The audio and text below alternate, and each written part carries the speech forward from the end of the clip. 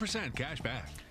And in the Impact segment tonight, President Obama traveling to West Virginia yesterday, saying this.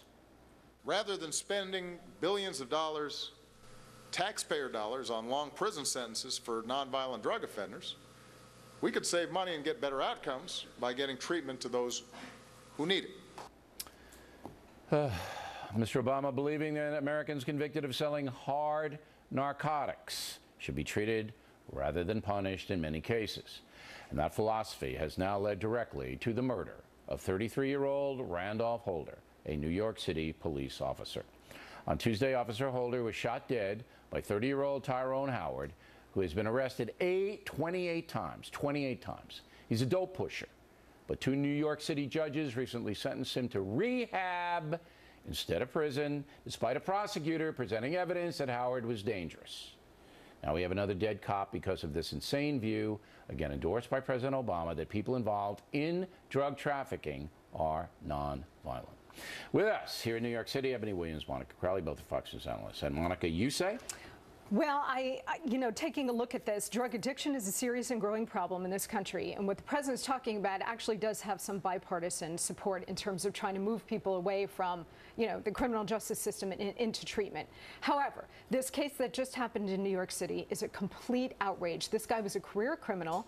He had a rap sheet a mile long that consisted of drug arrests, assault charges, domestic violence, I think, criminal trespass. It's what the left calls low-level crimes, non-violent crimes. But what they don't understand, or what they can't understand, Bill, is that these thugs don't wake up one day and start committing felonies. They start at the lower level and then they escalate to committing felonies. And unless you punish them early on, you're going to get bad things happening like this. Do you believe that selling heroin, crack, methamphetamine is a violent crime? Yes, I've said this on the show before.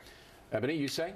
I say this was my profession for many years, Bill. You know that. I was a criminal defense lawyer. I participated and encouraged qualified clients to enter diversion programs, and I stood beside many of them as they graduated successfully. Now, selling, trafficking, you're right, those are crimes. But being an addict, we don't penalize that in this country. But it is, though, because that was the argument that his defense counsel made, Bill. But that's not what his rap sheet said. But he has no, what we call in the law, violent crimes. Nothing that used a weapon, nothing that would be considered a violent crime. He was a member, and this was brought out in trial, all right? The judge knew this.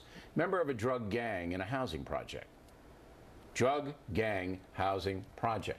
Okay, everyone knows, including you, that if you're a member of a drug gang in a housing project, you carry a gun, all right? Because that's how you do business. You cannot be unarmed. You are in a violent society, and you know it. This is not some guy out in the middle of the desert smoking reefer or something like that. But, Bill, we can't presume. I hear what you're saying. That was presented. He was never convicted. And look, it's called judge's discretion for a reason, though, Bill. None of us were on that bench on that row. Discretion. And it's so easy to Monday morning quarterback. Look, Officer Holder, Monday morning every day of the week, I'm telling you this. If you sell hard drugs, it's not an addiction problem. But he was argued to be an addict, and that was the defense, and that's why he was in the program. The judge who remanded him into rehab literally said, I threw up my hands and said, why not? Why not try it? What he admitted later was he was unaware that Mr. Howard was wanted. He was arrested for a 2009 But the prosecutor said that he presented that evidence to the judge. Look, there's a philosophy in this country led by President Obama that if you sell hard drugs, but you use them as well, that you should be in rehab. And I'm telling you, these are dangerous individuals. They have no morals, no scruples. They will hurt you. And we have a dead cop. Bill, last word. Bill, respectfully, you don't have to take my word for it. The Supreme Court has already argued this, Robinson v. California. If you are proven to be an addict, a judge believes that, you're sent to treatment. I agree that Officer Holder was killed down the street from me. You are a violent person, you are not sent to treatment. That's judge's discretion.